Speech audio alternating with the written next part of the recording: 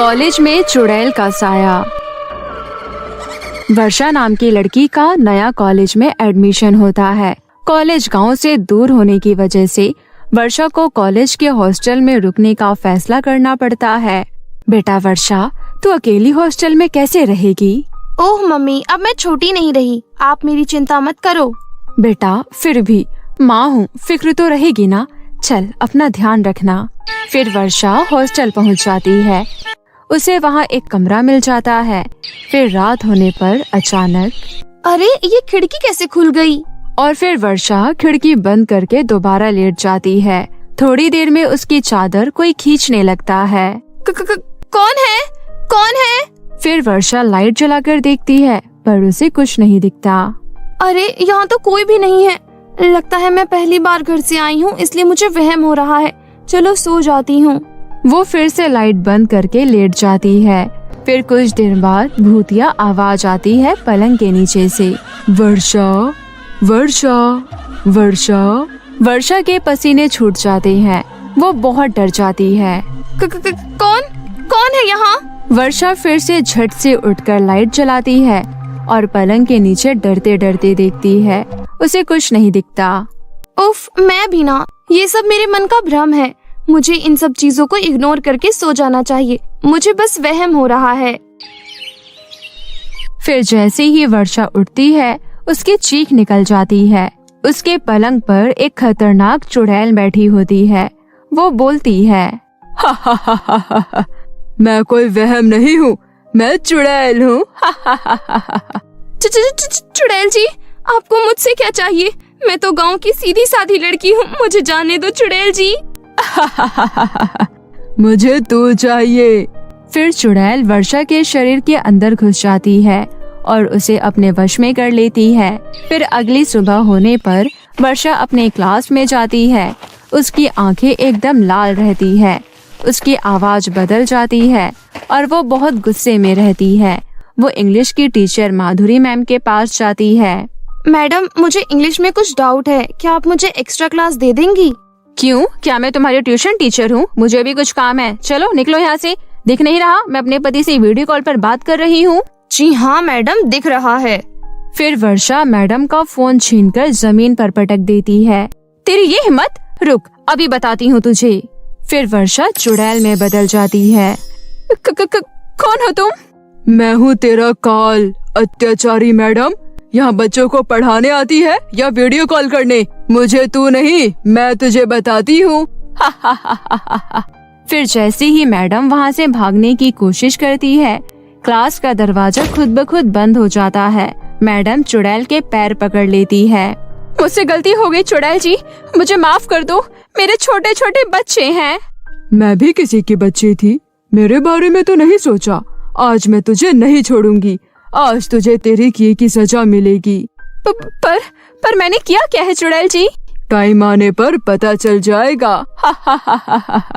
फिर वो चुड़ैल मैडम को मार देती है और फिर से वर्षा के रूप में आकर वहाँ से निकल जाती है। शाम होने तक पूरे कॉलेज में मैडम की मौत होने से दहशत फैल जाती है। अरे वर्षा, आखिर हमारी मैडम को किसने इतनी बेरहमी से मारा होगा? वर्षा कुछ नहीं कहती और वहाँ से चली जाती है।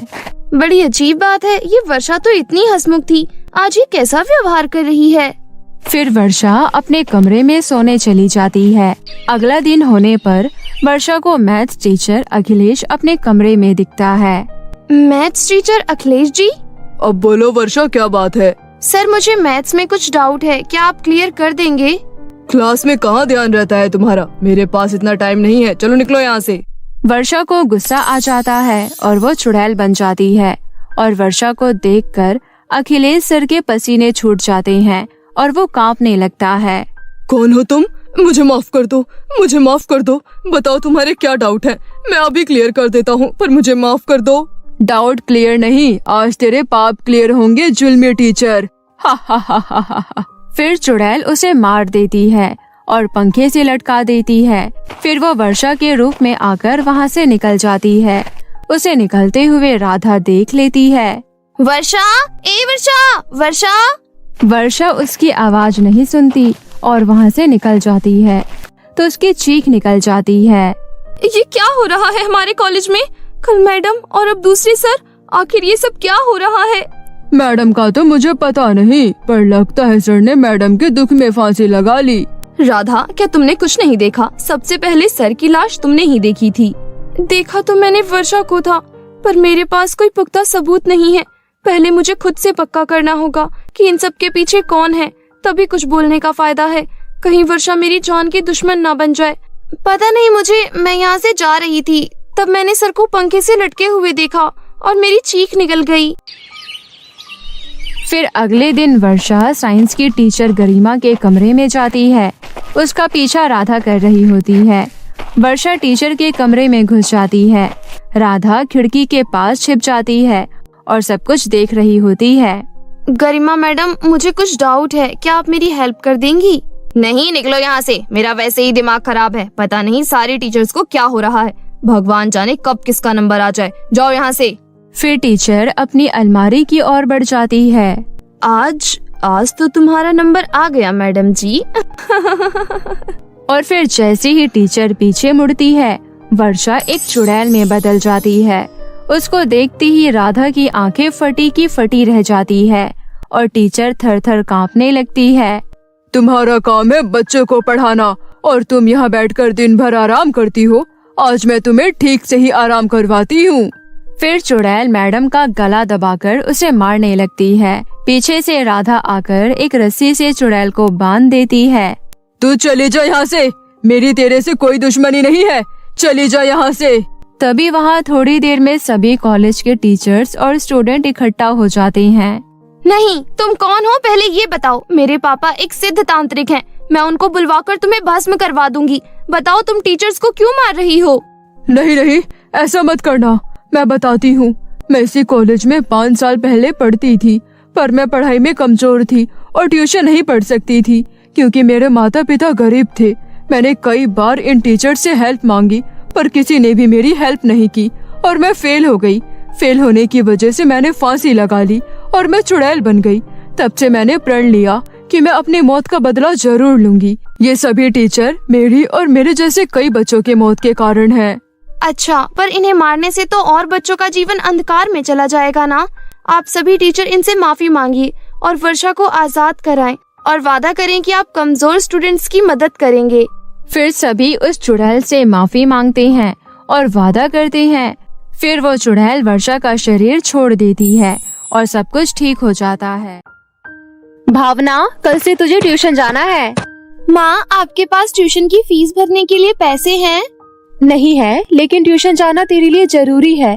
तू बहुत छोटे स्कूल में पढ़ती है, वहाँ अच्छी पढ़ाई नहीं होती है, इसलिए तुझे ट्यूशन की जरूरत है।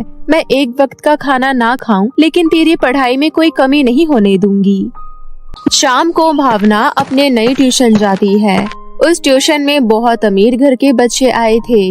वहाँ पर बस भावना ही बहुत गरीब लग रही थी। भावना की ट्यूशन वाली, जिसका नाम सांची था, वो अमीर और गरीब बच्चों में बहुत भेदभाव करती थी। वो अमीर बच्चों के साथ बहुत प्यार से पेश आती थी, वहीं गरीब बच्चों पर वो बेवजह बहुत गुस्सा करती थी और उन्हें अच्छे से पढ़ाती भी नहीं थी। सांची भावना की तरफ देखती है और कहती है, तू तो बहुत गरीब लग रही है। हाँ, मैं गरीब हूँ, लेकिन मेरी माँ पढ़ाई के बारे में बहुत सोचती है, इसलिए उन्होंने मुझे यहाँ भेजा है। हमारे गांव के सारे बच्चे आपकी ट्यूशन में ही पढ़ते हैं। हाँ, सारे बच्चे यहीं पढ़ते हैं, क्योंकि गांव में मेरे अलावा कोई ट्यूशन नहीं पढ़ाता है। वैसे मैं अमीर बच्चों को ही पढ़ाती हूँ, लेकिन मेरी माँ बहुत भोली है, उसी के कहने पर मुझे तुझे पढ़ाना पड़ रहा है। कहाँ है आपकी माँ? इसके लिए मैं उन्हें धन्यवाद कहना चाहती हूँ। मेरी माँ अभी घर पर नहीं है। वैसे तुम बेंच पर क्यों बैठी हो? जमीन पर बैठो। लेकिन मैम, सभी बेंच पर बैठे थे, इसलिए मैं भी बैठ गई। सबकी बराबरी तो अपनों से क्यों कर रही है? वो सब अमीर बच्चे हैं। तेरे पास घर में सोने के लिए बेड है, जो बैठने के लिए बेंच चाहिए। भावना चुपचाप जमीन पर जाकर बैठ जाती है। उसके बाद सांची बच्चों को पढ़ाने लग जाती है, लेकिन भावना को एक टॉपिक समझ नहीं आता है, जिसके बाद वो कहती है, मैम, अभी जो आपने थोड़ी देर पहले पढ़ाया था, वो एक बार फिर से समझा दो। अपना सारा टाइम मैं तेरे ऊपर खर्च कर दूं क्या? मुझे इन बच्चों को देखना है, ना कि तुझे। तुझे कौन सा आगे चलकर पढ़ाई करनी है? पढ़ाई करने में बहुत पैसे लगते हैं, ये सब तेरे बस की नहीं है। मैं तो कहती हूँ तेरा ट्यूशन आना भी बेकार है। भावना को सांची की बातें बहुत बुरी लगती है। थोड़ी देर बाद ट्यूशन की छुट्टी हो जाती है और भावना घर जाने लगती है। रास्ते में भावना सोचती है, मैम तो बहुत अजीब थी, लेकिन अभी मैं माँ को इस बारे में नहीं बताऊंगी। अगर माँ को बताया तो माँ बहुत परेशान हो जाएंगी और वैसे भी उन्हें मेरी पढ़ाई की बहुत चिंता रहती है। ये सोचकर भावना घर चली जाती है। आ गई बिटिया, कैसा रहा ट्यूशन का पहला दिन? मैम कैसी थी? ठीक था सब कुछ। माँ मुझे भूख लगी है। इस तरह भावना बेला को कुछ नहीं बताती है। अगले दिन भावना ट्यूशन जा रही थी, तभी अचानक बहुत जोर से बारिश होने लगती है और भावना बारिश से बचने के लिए सड़क के कोने पर खड़ी हो जाती है। थोड़ी देर बाद बारिश रुकती है और उसके बाद भावना ट्यूशन जाती है। सांची गुस्से में कहती है, ये टाइम है ट्यूशन आने का, अब तक कहाँ थी? बारिश की वजह से मुझे आने में देर हो गई। तू लेट आई है इसलिए आज तेरी पढ़ाई नहीं होगी। जाकर बाहर खड़ी हो जा। जब ये सारे बच्चों की छुट्टी हो जाएगी उसके बाद तू भी घर चली जाइयो। भावना चुपचाप बाहर जाकर खड़ी हो जाती है। ट्यूशन की छुट्टी के समय सांची भावना को अंदर बुलाती है और कहती है, कल सारे बच्चों को गाइड लेकर आनी है, तुझे भी गाइड लेकर आना होगा। अगर गाइड लेकर नहीं आई तो बहुत पिटाई होगी। भावना ये जानती थी कि बेला के पास एक दिन में गाइड खरीदने के पैसे नहीं होंगे, इसलिए वो बेला को नहीं कहती है। अगले दिन बिना गाइड के भावना ट्यूशन चली जाती है। मैम मेरे घर में गाइड खरीदने के लिए पैसे नहीं थे, थोड़े बहुत पैसे थे, उनसे माँ शाम को सब्जियाँ ले आई। मैं 1-2 दिन बाद लेकर आ जाऊंगी। मैंने कहा था कि सारे बच्चों को गाइड लेकर आना है। ये सारे बच्चे पागल हैं जो मेरी बात मानते हैं। जो ट्यूशन में मेरी बात नहीं मानती हैं, मैं उनका बहुत बुरा हाल करती हूँ। उसके बाद सांची डंडा लेकर आती है और भावना की पिटाई करने लगती है।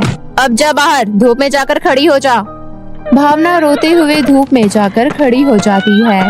तभी एक औरत भावना को धूप में रोते हुए देख लेती है। वो सांची के पास जाती है। तूने इसको बाहर क्यों निकाल रखा है इतनी धूप में? छोटी बच्ची है, माफ कर देना।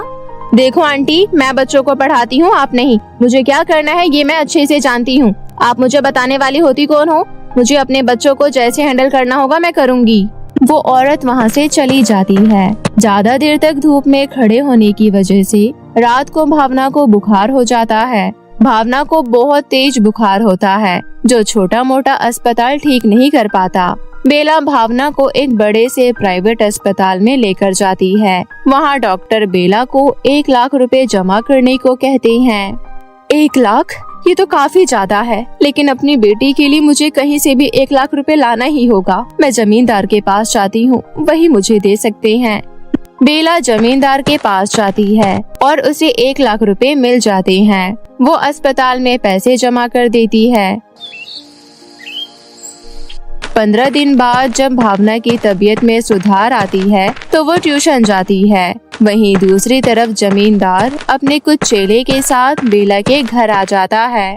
मुझे मेरे 1 लाख रुपए वापस चाहिए, अभी के अभी दो, वरना तुम्हारा ये घर ले लूंगा। लेकिन आपने तो मुझे 6 महीने का समय दिया था। नहीं, मुझे अभी के अभी अपने पैसे चाहिए। मैं कहाँ से दूंगी अचानक से पैसे? तो अपना ये घर दे दो।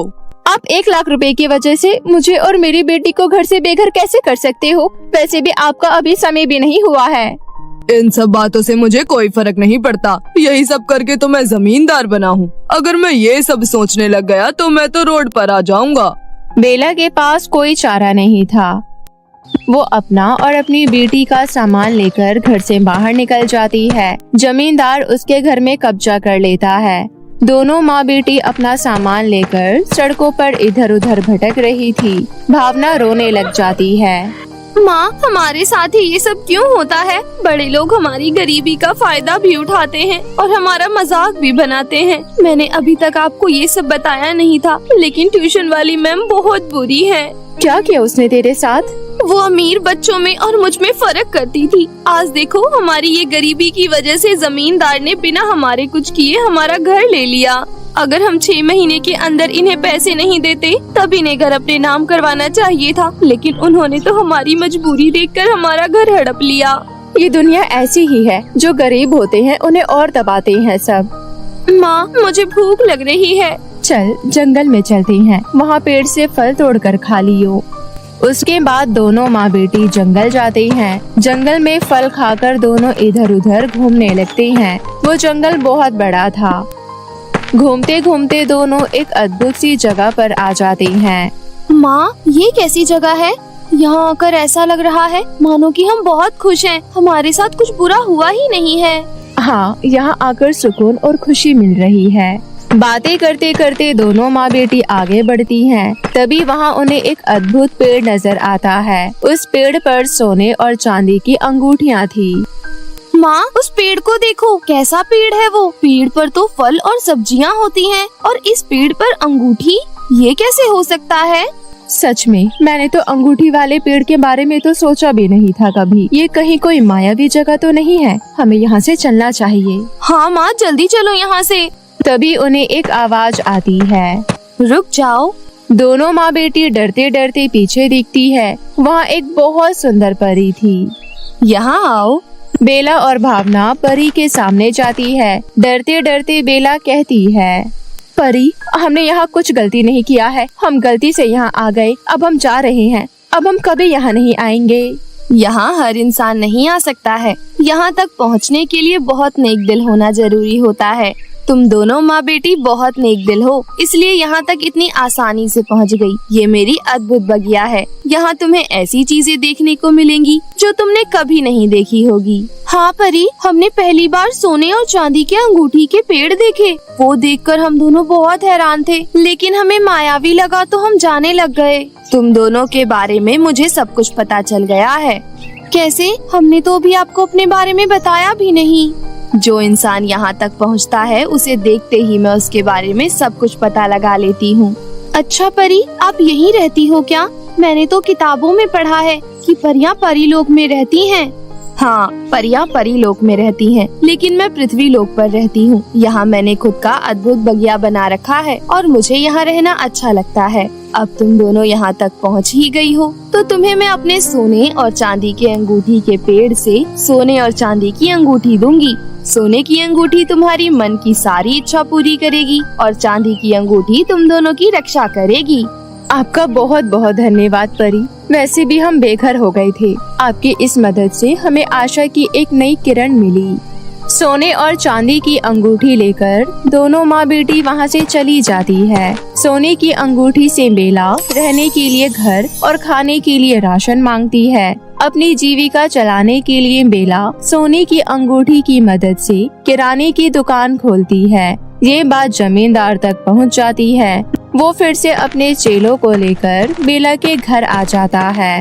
एक दिन में इतनी तरक्की? तुम तो मेरे 1 लाख रुपए भी नहीं दे पा रही थी और अब इतना सब कुछ? तुम तो बड़ी छुपी रुस्तम निकली। अब आप यहाँ क्यों आए हैं? मैं तुमसे तुम्हारे इस घर का कागज लेने आया हूँ। अब मेरे ऊपर आपके कोई पैसे नहीं है, फिर आप मेरा ये घर क्यों लेंगे?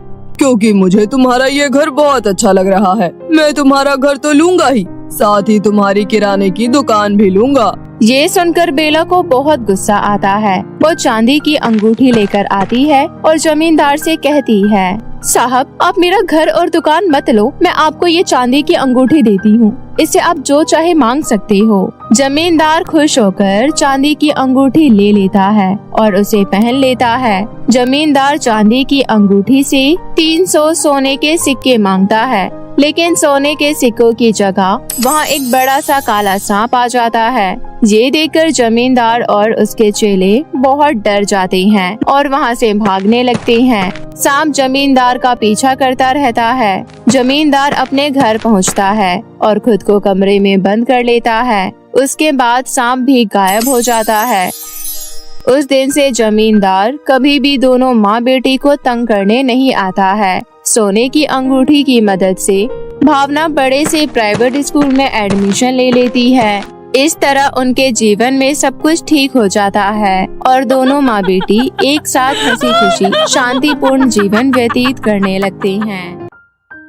एक बार की बात है, रायगढ़ गांव में एक 7 साल की लड़की नेहा अपनी माता रेनू और पिता अशोक के साथ रहती थी। रेनू नेहा को रोज रात को सोते समय परियों की कहानियाँ सुनाया करती थी, जिस वजह से नेहा के दिमाग में परियों की जादुई बातें भरती गई और नेहा यही सोचती थी कि असल जिंदगी में भी परियां होती है और परियां एक न एक दिन उससे जरूर मिलने आएगी।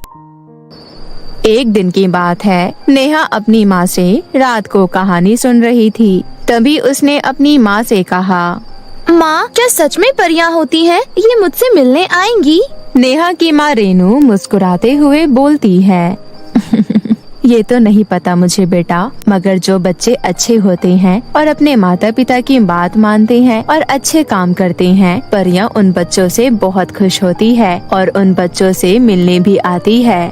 सच में माँ, जो बच्चे अपने माता पिता की बात मानते हैं, परियां उनसे ही मिलने आती हैं। माँ, मैं अब से आपका सारा काम करूँगी और आपकी सारी बात मानूंगी। बस मुझे परियों से मिलना है, क्योंकि इस बार मैं अपना जन्मदिन बादलों में केक काट कर मनाना चाहती हूँ।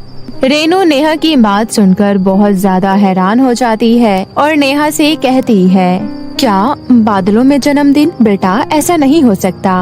क्यों माँ? परियां तो जादुई होती हैं, वो तो कुछ भी कर सकती हैं और मुझे अपना जन्मदिन बादलों में ही मनाना है। रेनू नेहा की बात सुनकर काफी ज्यादा परेशान हो जाती है, क्योंकि रेनू को इस बात का अंदाजा नहीं था कि परियों की कहानी सुनाने की वजह से नेहा को परियों की कहानी सच लगने लगी। अगली सुबह रेनू अपने पति अशोक से परेशान होते हुए कहती है, अशोक, मुझे आपसे कुछ कहना है। हाँ बोलो। नेहा ने अजीब सी रट लगा रखी है। क्या कह दिया नेहा ने? नेहा कह रही थी कि उसे अपना जन्मदिन बादलों में केक काट कर मनाना है। अब बादलों में केक कहाँ से आएगा? रेनू, ये सब तुम्हारी परियों की कहानी की वजह से हुआ है। मैंने तुमसे कहा था ना कि नेहा को जादुई परियों की कहानी कम सुनाया करो, क्योंकि उससे बच्चों पर बुरा असर पड़ता है। देख लिया ना तुमने नतीजा। अब कैसे समझाएंगे हम नेहा को? मुझे क्या पता था कि ऐसा हो जाएगा। अब मैं क्या करूं? तुम चिंता मत करो, उसका जन्मदिन आने दो। धीरे धीरे समय गुजर रहा था। एक दिन नेहा अपनी दोस्त रोशनी के साथ खेल रही थी, तो रोशनी नेहा से कहती है, नेहा, तुम्हारा तो अब जन्मदिन आने वाला है ना, तुम मुझे बुलाओगी ना अपने जन्मदिन पर? नहीं रोशनी, इस बार मैं तुम्हें अपने जन्मदिन पर नहीं बुला पाऊंगी, क्योंकि मैं अपना जन्मदिन इस बार बादलों में केक काट कर मनाऊंगी। तो तुम वहाँ कैसे आ पाओगी? अरे नेहा, तुम क्या कह रही हो? तुम अपना जन्मदिन बादलों में कैसे मना सकती हो? तुम क्या कोई परी हो? नेहा जोरों से हंसने लगती है और रोशनी से कहती है, मुझे पता है, पर तुम देखना, इस बार परियां मेरा जन्मदिन मनाने के लिए खुद आएंगी और वो बादलों में केक भी बनाएंगे मेरे लिए। नेहा, तुम पागल हो गई हो क्या? इसलिए ऐसी बातें कर रही हो? नहीं रोशनी, तुम्हें मेरी बातों पर विश्वास नहीं होता ना, तो तुम देख लेना, इस बार मेरा जन्मदिन परियां बादलों में केक काट कर मनाएंगी। नेहा ये कहकर घर पर आ जाती है। घर आने के बाद वो अपनी माँ से कहती है, माँ, अब तो मेरे जन्मदिन में बस एक ही हफ्ता रह गया है, परियां क्यों नहीं आ रही हैं? मुझे अपना जन्मदिन बहुत धूमधाम से मनाना है। नेहा की बात सुनकर रेनू थोड़ी हैरान होकर नेहा से प्यार से कहती है, बेटा, परियां नहीं होती है, मैं तो बस तुम्हें कहानियाँ सुनाया करती थी। नहीं माँ, मुझे कुछ नहीं पता, मुझे तो अपना जन्मदिन इस बार बादलों में ही मनाना है। बस मैंने कह दिया, अब मुझे कुछ नहीं पता। अरे बेटा, ऐसा नहीं हो सकता। हम तुम्हारा जन्मदिन बहुत धूमधाम से मनाएंगे और तुम्हारे लिए बहुत सारे उपहार लाएंगे। पर नेहा रेनू की बात नहीं मानती और गुस्सा होकर वहाँ से चली जाती है। ऐसे ही एक हफ्ता बीत जाता है और नेहा का जन्मदिन आ जाता है। वो बहुत खुश होती है, क्योंकि वो परियों से मिलना चाहती थी। उसे खुश देखकर उसके माता पिता भी बहुत खुश थे, पर उन्हें डर था कि अगर परियां नहीं आई तो क्या होगा, क्योंकि अभी तक किसी ने परियों को देखा ही नहीं था। धीरे धीरे दिन गुजरा और शाम हो गई। शाम के समय रेनू नेहा से कहती है, नेहा, चलो बेटा, केक खरीदने चलते हैं, क्योंकि थोड़ी देर में तुम्हारा केक काटना है ना। नहीं माँ, मैं नहीं जाऊंगी। मेरा केक तो परियां लेकर आएंगी और मैंने आपसे कहा था ना कि मेरा जन्मदिन बादलों में मनेगा, तो बादलों में ही मनेगा। बस मैं इंतजार करूंगी। अरे बेटा, असलियत में परियां नहीं होती है। मैं तुमसे कह रही हूँ ना कि मैं तुम्हारा जन्मदिन बहुत ही धूमधाम से मनाऊंगी। तभी वहाँ अशोक आ जाता है और नेहा से कहता है, हाँ बेटा, तुम्हारी माँ बिल्कुल सही कह रही है। ये सब तो बस कहानियों में होता है, असलियत में नहीं होता बेटा। चलो अब केक लेने चलते हैं, वरना ज्यादा शाम हो जाएगी और तुम अपना जन्मदिन नहीं मना पाओगी। नेहा रोने लगती है और अशोक से कहती है, नहीं पिताजी, मुझे कुछ नहीं पता। मेरा जन्मदिन तो परियां ही मनाएंगी, मैं उनका इंतजार करूंगी। और ये कहकर नेहा जोर जोर से रोने लगती है। अपनी बेटी को रोता हुआ देखकर रेनू और अशोक को कुछ समझ नहीं आ रहा था। तभी अचानक उनके घर में तेज रोशनी पड़ती है और 4 परियां उनके घर पर आ जाती है। परियों को देखकर वो तीनों हैरान रह जाते हैं और नेहा बहुत खुश हो जाती है और अपने माता पिता से कहती है, माँ, पिताजी, देखो परियां आ गईं। मैंने आप लोगों से कहा था ना कि मेरा जन्मदिन परियां ही मनाएंगी।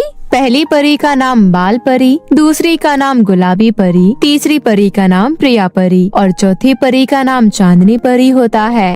तभी बाल परी नेहा से मुस्कुराते हुए कहती है, नेहा, तुम उदास मत हो, हम तुम्हारा जन्मदिन जरूर मनाएंगे। तुम हमें इतने दिनों से याद कर रही थी तो हमें आना ही पड़ा। पर आप लोगों ने इतनी देर क्यों की आने में? आप पहले भी आ सकती थी ना। तभी दूसरी परी गुलाबी परी मुस्कुराते हुए नेहा से कहती है, नेहा, हमें तो तुम्हें सरप्राइज देना था, इसलिए हम इतनी देर से आए। वैसे तुम्हें हमारा सरप्राइज कैसा लगा? बहुत अच्छा लगा। अब आप मेरा जन्मदिन मनाएंगी ना? तभी तीसरी परी प्रिया परी नेहा से कहती है, हाँ नेहा, क्यों नहीं, तुमने जैसा कहा था वैसा ही तुम्हारा जन्मदिन मनाएंगे। तभी चौथी परी चांदनी परी ने नेहा से मुस्कुराते हुए कहा, नेहा, अब तुम्हारा जन्मदिन बादलों में ही मनाएंगे। तुम हमारे साथ चलो और आप लोग भी चलिए। इसके बाद परियां अपनी जादुई छड़ी से उन लोगों को बादलों में लेकर चली जाती है। बादलों में जाने के बाद बाल परी नेहा से कहती है, नेहा, हमने तुम्हारे लिए केक बनाया है। और ये कहकर वो अपनी जादुई छड़ी घुमाती है और वहाँ पर 4 केक प्रकट हो जाते हैं। नेहा केक को देखकर बहुत खुश होती है और अपनी माँ से कहती है, देखो माँ, बादलों में केक। मैंने आपसे कहा था ना, मैं अपना जन्मदिन बादलों में ही मनाऊंगी और बादलों में ही केक काटूंगी। नेहा की माँ रेनू खुश होते हुए नेहा से कहती है, हाँ बेटा, तुम बिल्कुल सही कह रही थी। तभी गुलाबी परी मुस्कुराते हुए नेहा से कहती है, नेहा, चलो अब तुम केक काटो, फिर तुम्हें एक और जादू देखने को मिलेगा। एक और जादू? क्या आप सच कह रही हैं? तभी प्रिया परी बड़े प्यार से नेहा से कहती है, हाँ नेहा, वो सरप्राइज तुम्हारा जन्मदिन का गिफ्ट होगा। अब जल्दी से चारों केक काटो। परियों की बातें सुनकर नेहा केक काटने लगी। जैसे ही नेहा केक काटती है, वो केक घरों में बदल जाता है। ये देखकर नेहा और उसके माता पिता हैरान हो जाते हैं। तभी चांदनी परी नेहा से कहती है, कैसा लगा नेहा तुम्हें हमारा गिफ्ट? मुझे बहुत अच्छा लगा गिफ्ट। मैं बहुत खुश हूँ इस सरप्राइज से। आपका बहुत बहुत धन्यवाद परियों, आपने मुझे इतना अच्छा केक घर गिफ्ट किया। बाल परी नेहा से कहती है, तुम इस केक के घर में आराम से रहना। तुम्हें इस घर में किसी चीज की कोई भी कमी नहीं होगी। क्या आप सच कह रही हैं? पर हम यहाँ कैसे रह सकते हैं? तभी प्रिया परी नेहा से कहती है, आज की रात आप लोग इन घरों में आराम से रह सकते हो। इन सभी घरों में आपकी सारी जरूरत की चीजें होंगी। इसके बाद नेहा और उसके माता पिता केक के घर में जाते हैं। वो घर अंदर से दिखने में बहुत ही सुंदर और आलीशान होता है।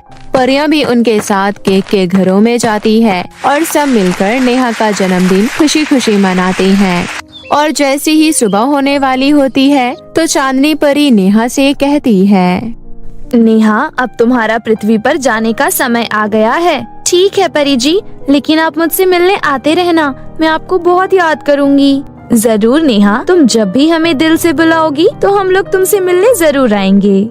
इसके बाद परियां अपनी छड़ी से उन्हें पृथ्वी लोक पहुंचा देती है और जब वो लोग देखते हैं तो वो अपने बिस्तर पर होते हैं। नेहा को समझ आ जाता है कि ये सब परियों ने किया है और अब नेहा खुशी खुशी अपने माता पिता के साथ रहने लगी।